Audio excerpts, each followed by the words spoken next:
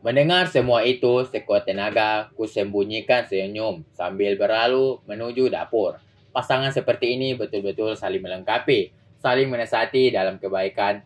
Aku iri dan cemburu melihat mereka. Entah aku akan bisa seperti mereka atau tidak. Mana kitabnya? Tanya Ning Sarah berdiri menghadangku di depan pintu dapur.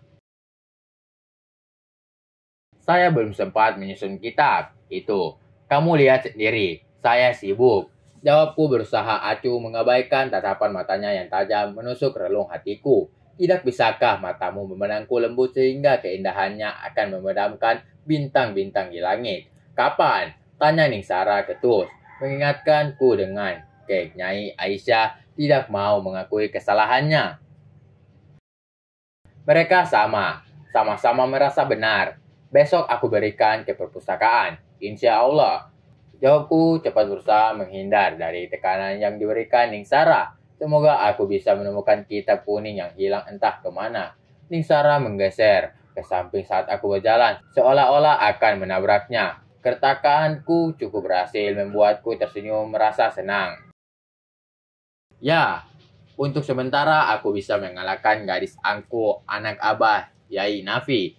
Hanya untuk saat ini. Besok kitab itu harus sudah dikembalikan ke perpustakaan, kata Ning Sarah sebelum beranjak masuk menemui kedua orang tuanya yang sedang bercengkrama.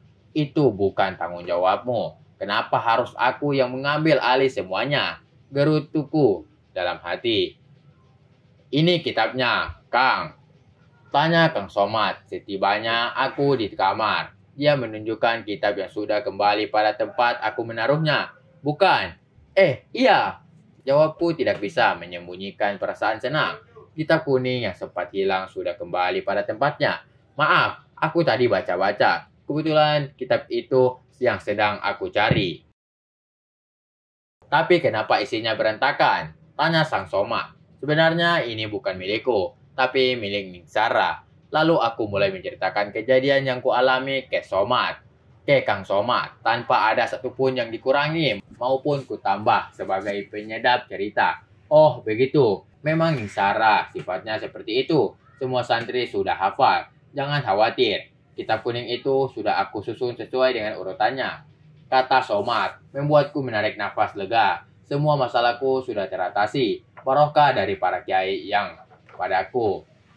Terima kasih, Kang. Kataku tulus. Wajah ceria Ning Sarah membayang di wajahku saat aku datang memberikan kitab yang tersusun rapi. Perlahan aku merebahkan di kasur lantai di samping Kang Somad yang sudah memejamkan matanya. Rutinitas yang awalnya terasa berat, kini terasa ringan karena aku sudah terbiasa melakukannya.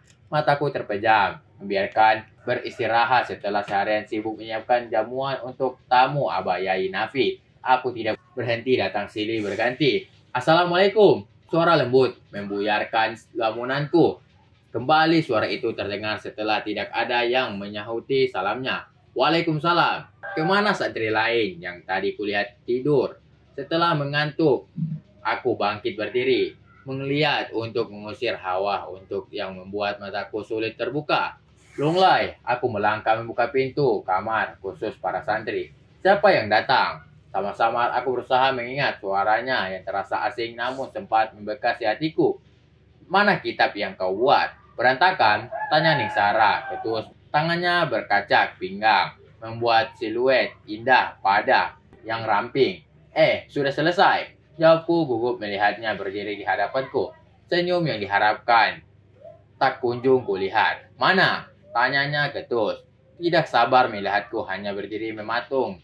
Dia mendorong hingga membuka jalan masuk ke dalam kamar santri. Jangan!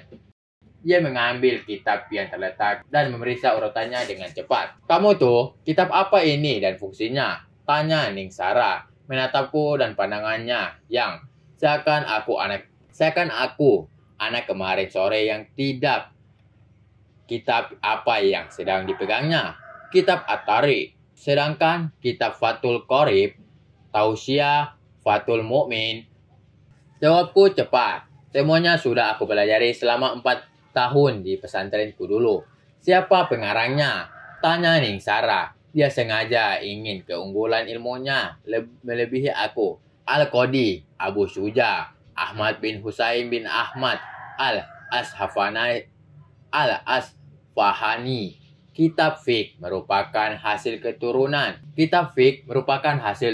dari Al-Qur'an. Lalu, apa fungsi kitab Fathul Qorib? Tausiah Fathul Mu'min? Tanya Ningsara. Dia terus mendesaknya dengan pertanyaan demi